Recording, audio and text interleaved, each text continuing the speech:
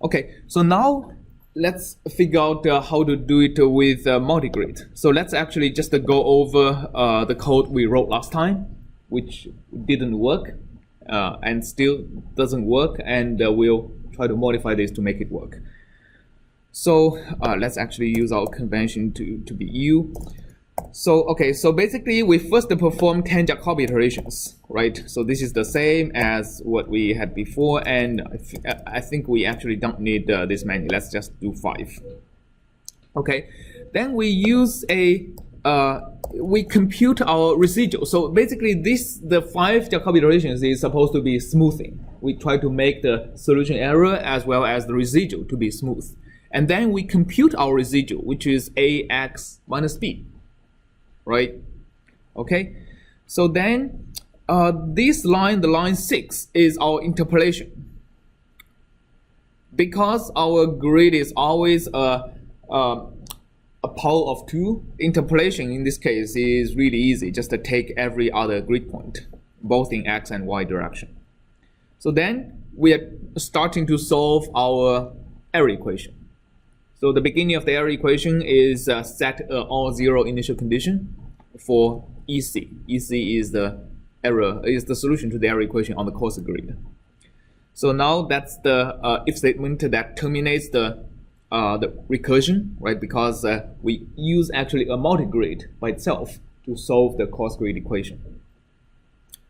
So basically, if the size of B is less or equal to 3, I'm just doing this 5 Jacobi iterations, and that's it. Not going to any coarse grid anymore. But if I can still coarsen, then I use multigrid. I call the same function to solve the error equation. Okay, now it's the interpolation of the solution of the error equation back to the fine grid. So I set the fine grid error solution to be 0. And then I'm doing the interpolation by first setting the value at every other grid point in both X and Y. And then I'm doing linear interpolation, basically averaging over 2 adjacent values and only in the I direction. And then I'm also doing the same thing on the J direction, and I fill everything, right? So at the very end, I think here I defined my residual to be AX minus B, while here I defined my residual to be, where is my residual definition? Here I defined my residual to be actually B minus AU. So let's actually make it consistent. B minus these, and then I can have my correction to be U equal to U0 plus E. All right. So any questions on this? No, but like we have seen last time, it didn't work correctly, right? And the symptom is that if we try to do multigrid, so let's say U is equal to 0s again, and multigrid U and B. So this will take some time because we are doing these 5 Jacobi iterations at every single level, right? So now it's finished. So what we see is that it seems to be overdoing itself, right? So we kind of get a blob of random black and white. So what's the problem? The problem actually lies here in the 5 Jacobi iterations, the smoothing iterations.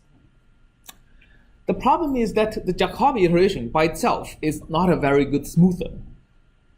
Okay, the property of a good smoother is that it needs to decrease the high frequency components of the error. And Jacobi iterations does decrease some high frequency components of the error, right? So let me give you an example. If I have a solution error, so this is EK, this is the grid point I. Okay, so if I have a high frequency error being like this, well, let's actually, let me actually say this is my x-axis.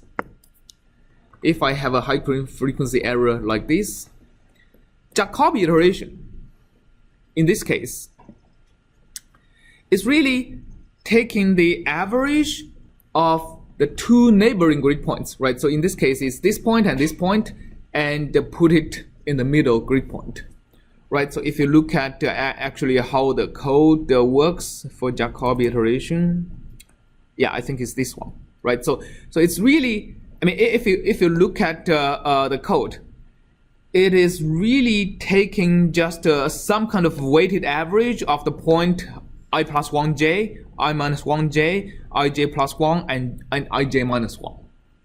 Right? So these are all weights. They are negative, but they are also divided by something negative. So they are really weighted average of the nearby grid points. The solution of the Jacobi iteration at the next iteration is a weighted average of the neighboring grid points at the previous iteration, right? So this is of course, if you actually look at the Jacobi iteration with the right-hand side b, there is also a component of b in it. But if you look at the error equation, which has the b, the right-hand side, being cancelled out, the error is just the weighted average. So the weighted average in this case works pretty good. The weighted average of these 2 points gets you pretty much to 0, right? The weighted average of these 2 grid points also would get you close to 0. So the weighted average of every pair of neighbors gets you closer to 0. So you actually are smoothing out this particular high frequency component. But it's not always the case. So if you look at a different kind of high frequency oscillation, which is actually grid by grid oscillation, okay, what happens when you take the average of the nearby grid points? So let's say the x values are the x means the ek, okay? And let me use circles to denote ek plus 1. If the circles are the weighted average of the axes and the nearby grid points, what would the circles be? Well, the average of these 2 points are here. The average of these 2 points are here, and here, and here, and here. I just have flipped the sign of this grid by grid oscillation without decreasing its magnitude. So basically, Jacobi iteration didn't really decrease the highest frequency oscillations at all. And if you look at the eigenvalue spectrum, and this particular high frequency oscillation actually corresponds to the eigenvalue very close to -1. Okay, eigenvalue means -1, which means at every iteration I basically flip the sign, right? So that's the problem with Jacobi iteration. It's not a very good smoother.